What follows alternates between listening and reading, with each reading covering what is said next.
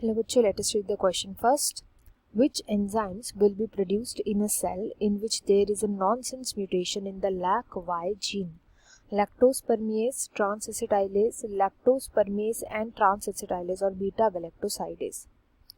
तो यहाँ पे जो की कॉन्सेप्ट यूज होंगे वो दो की कॉन्सेप्ट यूज होंगे। एक तो हमें पता होना चाहिए नॉनसेंस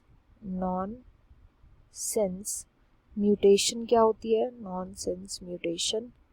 नेक्स्ट हमें पता होना चाहिए लैक ऑपेरॉन के बारे में। ये दो मेन कंसेप्ट्स को यूज़ किया जाएगा। सबसे पहले नॉनसेंस म्यूटेशन की स्टडी करते हैं। बहुत ही इजी क्वेश्चन है ये। नॉनसेंस म्यूटेशन, नॉनसेंस का मतलब होता है नॉनसेंस कोडॉन के लिए यूज़ किया जाता है। तो नॉनसेंस कोडॉन होते हैं बेसिकली स्टॉप कोडॉन्स, यानी कि वो कोडॉन्स जो किसी भी अमीनो एसिड के लिए कोड नहीं करते। ये होते हैं UAA, UAG एंड UGA। इन तीनों को बोला जाता है स्टॉप कोडॉन। मतलब ये जहाँ पर भी होंगे वहाँ पर जो ट्रांसलेशन का प्रोसेस है वो टर्मिनेट कर जाएगा।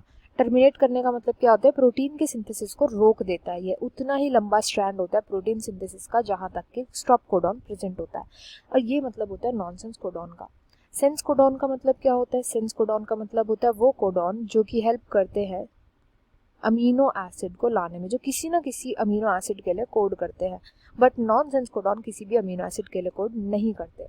तो जब भी किसी सेंस कोडॉन में कोई भी एक बेस सब्स्टिट्यूट हो जाए, बेस का सब्स्टिट्यूशन हो जाए, बेस का सब्स्टिट्यूशन का मतलब होता है, अभी बताती हूँ।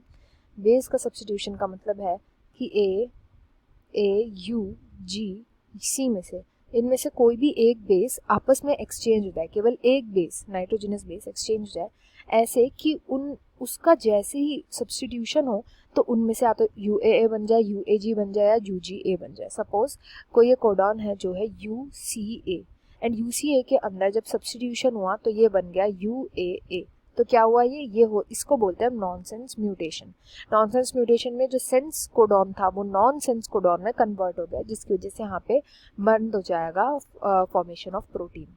अब लैक ऑपेरॉन जो होता है, लैक ऑपेरॉन कैसा दिखता है, सपोज ये है लैक ऑपेरॉन। तो इसमें तीन रीजन होते हैं मेन। एक तो होता है जो कि लैक जेड के लिए कंट्रोल करता है, लैक वाई जीन बोलते हैं, और एक होता है लैक ए जीन। लैक जेड जीन का फंक्शन होता है बीटा गैलेक्टोसाइडेज को बनाना, लैक वाई जीन का फंक्शन होता है परमीएज को बनाना एंड लैक ए का फंक्शन होता है ट्रांस एसिटाइलेज को बनाना, ट्रांस एसिटाइलेज।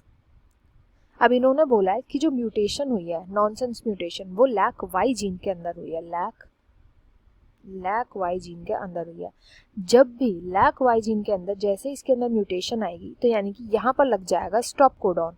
स्टॉप कोडॉन के लगते क्या होगा, ये इतना पोर्शन तो प्रोटीन बना देगा, ये पोर्शन प्रोटीन के सिंथेसिस कर देगा। मतलब यहाँ पे जो प्रोटीन बनना था वो तो बीटा गैलेक्टोसाइडेज, तो ये तो बन जाएगा पर परमीएज नहीं बन पाएगा, ट्रांसएसिटाइलेज नहीं बन पाएगा, क्योंकि यहीं पर प्रोटीन का सिंथेसिस स्टॉप हो गया स्टॉप कोडॉन की वजह से।